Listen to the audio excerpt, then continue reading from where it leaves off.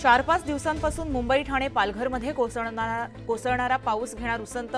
कच्छमधील वाऱ्याची चक्रीय गती कमी होणार असल्यानं पावसाचा जोर कमी होणार.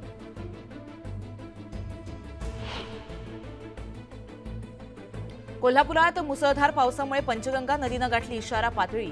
नागरिकांचं सुरक्षित ठिकाणी केलं स्थलांतर. 86 बंधारे पाण्याखाली गेल्यानं वाहतूक विस्कळीत.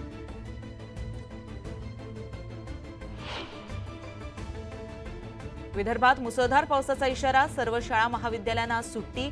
नागपूरसह गडचिरोलीला ऑरेंज अलर्ट जारी.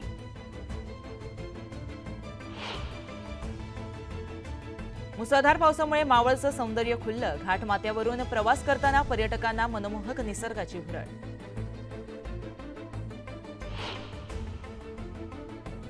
कोकण रेल्वेची प्रतीक्षा यादी अवघ्या काही 8 मिनिटात 750 पार.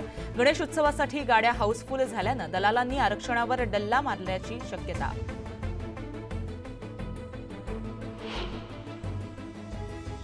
आजपासून संसदेचं अर्थसंकल्पीय अधिवेशन. सलग 7व्यांदा अर्थसंकल्प मांडण्याचा निर्मला सीतारामन करणार विक्रम.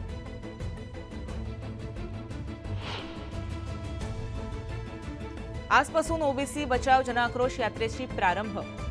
लक्ष्मण हाके, नवनाथ वाघमारे करणार यात्रेचं नेतृत्व.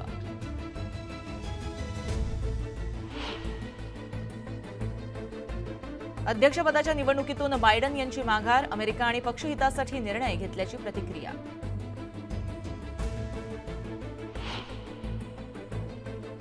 बांगलादेशमध्ये विद्यार्थ्यांचं आंदोलन यशस्वी. सरकारी नोकरीतील आरक्षण केलं कमी.